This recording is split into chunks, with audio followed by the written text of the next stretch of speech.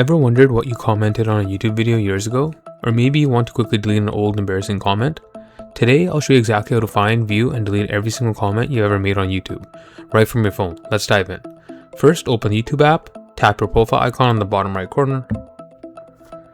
Now hit the gear icon, and now tap on your data in YouTube. Scroll down, and tap on manage your YouTube watch history. And now tap on interactions across the top tabs.